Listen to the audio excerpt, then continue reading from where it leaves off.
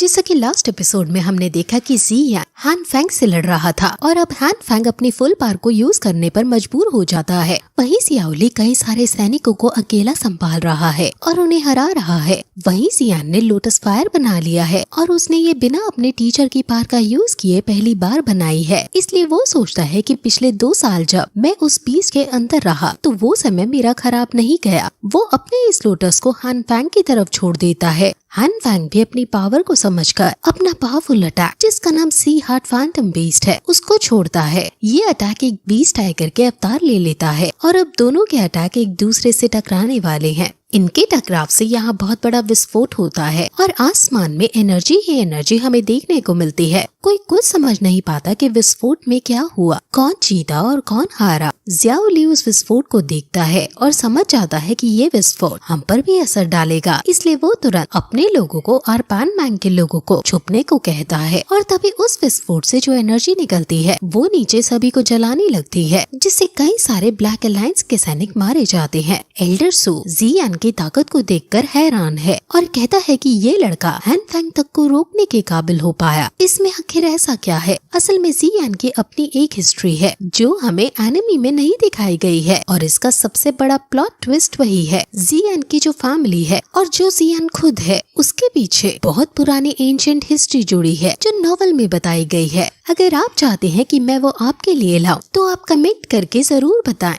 वही silver and white ज़ियान को जीतता देखकर डर रहे हैं क्योंकि वो दोनों भी कुछ समय में एल्डर सू से हार ही जाएंगे। नीचे लड़ रहे पैन मैंग के लोग प्रे करने लगते हैं कि विस्फोट में ज़ियान को कुछ ना हुआ हो। अगर उसको कुछ हो गया तो जियाओली फर्स्ट ब्रदर को कैसे अपना मुंह दिखाएगा। लेकिन तभी वहाँ विस्फोट की स्मोक हटती है और हान फेंग घायल होता हुआ नीचे गिरते हुए दिखाया जाता है और ज़ियान उसके ऊपर से आकर उसको जोर से पंच मारता है। ये देखकर सब काफी खुश हो जाते हैं। ज़ियान के मन में इसके लिए काफी ज्यादा गुस्सा है क्योंकि ये वही है जिसने उसके मास्टर को मारा और उन्हें अपनी स्पिरिट फॉर्म में ट्रांसफॉर्म होने पर मजबूर किया। ज़ियान इसे अब जान से खत्म करना चाहता है, इसलिए अब वो अपनी तलवार के साथ उसको जान से खत्म करने के लिए मारने आगे बढ़ता है। लेकिन तभी वहाँ सोल टेम्पल का एक मिस्टीरियस मैन आ जाता है जो ज़ियान के अटैक को रोक देता है। ये देखकर सब हैरान हो जाते हैं और मिस्टीरियस मैन कहता है कि तो ये सच ही है कि तुम्हारे अंदर मेडिसिन टस्ट की सोल रहती है। असल में सोल टेम्पल याओ लाओ के बारे में जानता है और अब हान फेंग ने बता दी है कि याओ लाओ ज़ियान के अंदर सोल फॉर्म में रहता है। इसलिए सोल टेम्पल का एक बंदा इसी को चेक करने आया है। उसका अटैक ज़ियान को भी लगने ही वाला होता है, लेकिन तभी वहाँ क्वीन मेड्यूसा आकर उसके अटैक को रोक देती है और उसके चेन ब्लेड वेपन को पकड़ लेती है। वो कहती है कि इसकी लाइफ मेरी है और इसकी लाइफ पर सिर्फ मेरा अधिकार है, इसलिए कोई और इसे नहीं ले सकता है। ज़ियान क्वीन मेड्यूसा के बहुत पास खड़ा है, इसलिए पहले क्वीन मेड्यूसा उसको ही धक्का मारकर दूर करती है। ज़ियान इरिटेट हो जाता है और सोचने लगता है कि आखिर ये औरत मुझसे चाहती ही क्या है। ये मुझे सेव भी कर रही है और साथ ही साथ इतना बुरा मुझे ट्रीट भी कर रही है और ये आदमी यहाँ तक आ गया। अगर ये आदमी यहाँ न आता तो मैं हान फेंग को मार चुका होता। हान फेंग अधमरी हालत में है और वो अपनी जिंदगी के लिए आखिरी पल गिन रहा है। क्वीन मेड्यूसा जब अपने नीचे हान फेंग को अधमरी हालत में देखती है तो उसे बहुत घिन आती है, इसलिए पहले वो हान फेंग को किक मारकर दूर फेंक देती है और इससे हान फेंग की वही दर्दनाक मौत हो जाती है। ये देखकर ज़ियान खुश हो जाता है और कहता है कि कितनी अच्छी किक थी। क्वीन मेड्यूसा गुस्से में ज़ियान को देखती है, जिससे ज़ियान फिर से चुप हो जाता है। सभी लोग समझ जाते हैं कि क्वीन मेड्यूसा कितनी ज्यादा ताकतवर है। मिस्टीरियस मैन हान फेंग की किस्मत पर इविल वे में तरस खाने लगता है कि बेचारा औरत के हाथों मरा। अब लोग कितना मजाक उड़ाएंगे कि इतना बड़ा मेडिसिन किंग एक औरत के पैरों से ठोकर खाकर चल बसा। मिस्टीरियस मैन अपना वेपन वापस लेने की कोशिश करता है, लेकिन क्वीन मेड्यूसा ने गुस्से से उस वेपन को पकड़ रखा है और वो अपना पूरा दम लगा देता है, लेकिन क्वीन मेड्यूसा से अपने वेपन को नहीं ले पाता, जिससे वो वेपन वहीं डिस्ट्रॉय हो जाता है। वो समझ जाता है कि इस औरत से लड़ना उसके भले में नहीं है। वो कहता है कि सालों बाद किसी ने सोल टेम्पल से ये गुस्ताखी करने की हिम्मत दिखाई है, लेकिन लगता है कि आज मेरा बैड लक है जो तुम यहाँ आ गए। लेकिन वैसे भी मेरा मकसद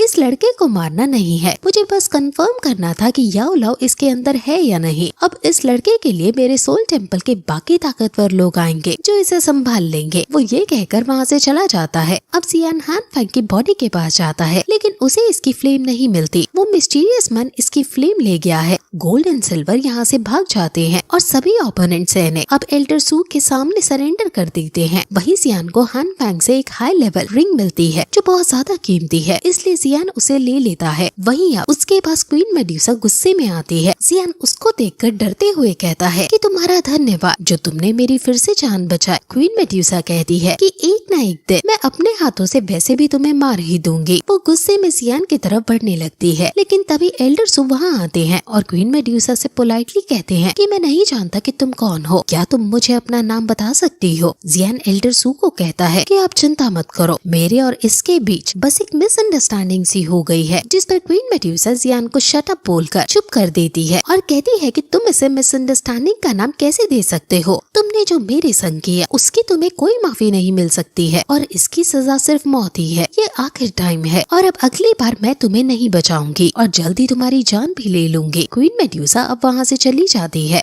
गाइस, असल में जब जियान पहले 2 साल जब बीस्ट के अंदर था तो कुछ समय के लिए क्वीन मेड्यूसा कमजोर हो गई थी और जियान इविल फायर की वजह से अपने सेंसेस खो चुका था, यानी वो नशे किसी हालत में हो गया था। आप लोगों की काफी डिमांड थी कि मैं इस पार्ट को एक्सप्लेन करूं, लेकिन ये पार्ट हमें एनिमी में नहीं दिखाया है, लेकिन नॉवेल में इसका डिटेल में एक्सप्लेनेशन हमें देखने को मिलता है। आप लोगों के डिमांड पर हम इसकी डिटेल एक्सप्लेनेशन अपनी वेबसाइट www.misskyenemy.com है, उस पर जाकर देख सकते हैं। हमने वहाँ डिटेल में एक्सप्लेन किया है और उसकी लिंक आपको डिस्क्रिप्शन बॉक्स में मिल जाएगी। अब एल्डर सोच में पड़ जाते हैं कि आखिर भला जियान ने इतनी पावरफुल लड़की के साथ क्या कर दिया होगा। जियान एम्बैरेस हो जाता है क्योंकि वो अपने टीचर को तो वो सब नहीं बता सकता, इसलिए वो बात घुमाकर कहता है कि हान फैंग की बॉडी से मुझे ये पावरफुल रिंग मिली। एल्डर सू समझ जाते हैं कि ये एक रेयर ट्रेजर है और क्योंकि ये तुमने जीता है इसलिए तुम ही रखो। जियान उसे अपने पास रख लेता है। एल्डर सू उसे अब फोन करते हैं। सोल टेम्पल की नजर अब तुम पर है और तुम्हें सावधान रहना होगा। वो ऑर्गेनाइजेशन कोई आम ऑर्गेनाइजेशन नहीं है। जिस पर जियान कहता है कि आप चिंता मत करो, मैं अपनी स्ट्रेंथ जल्दी से बढ़ाऊंगा और वो मेरे पास भले ही ना आए लेकिन मैं उसके पास जाकर उन्हें जरूर खत्म कर दूंगा। एल्डर सू उसे यही समझाते हुए चले जाते हैं कि तुम्हें और ज्यादा सावधान होने की जरूरत है। अब एल्डर सू ऑफिशियली ब्लैक लीग अलायंस को खत्म कर देते हैं। जियान सोचता है कि अब उसके पास फाइनली ये कैपेबिलिटी है कि वो खुद को और अपने टीचर को बचा सकता है। वो अब अपने कमरे में जाकर वापस मेडिटेट करने लगता है और अब मेडिटेट करते हुए फाइनली उसकी बॉडी का सारा पॉइजन जो उसे 2 साल बीस्ट के अंदर रहने की वजह से मिला था वो निकल जाता है। उसे अब न्यू फायर मिली थी। वो उसको देखने लगता है और इसके फ्यूजन का कुछ नाम रखने की सोचता है। वो इसका मैनिपुलेशन अब जल्द से जल्द सीखना चाहता है। वो इसका नाम लियू ली लिया जिनहाओ रख देता है। अब वो डिफरेंट फायर को फ्यूज करना, उन्हें मैनिपुलेट करना, ये सब देखने लगता है। वो अब उस स्क्रोल को खोलता है जो उसको जी जूनियर ने दिया था। जी जूनियर ने उसको इस स्क्रोल को सिर्फ तभी खोलने को कहा था जब वो फाइटिंग किंग लेवल पर पहुंच जाए। वो इस स्क्रोल को खोलता है और वो इस स्क्रोल के अंदर पहुंच जाता है। वहाँ उसे आवाज सुनाई देती है जो उसे कहती है कि ये एम्परर सील जू है जिसको एंशिएंट फाइटिंग एम्परर ने बनाया था। इसके अंदर 5 टाइप्स की टेक्निक है। काइशिन ये, ओवरसीज सील, यान तियानियन, ancient emperor seal, India and India.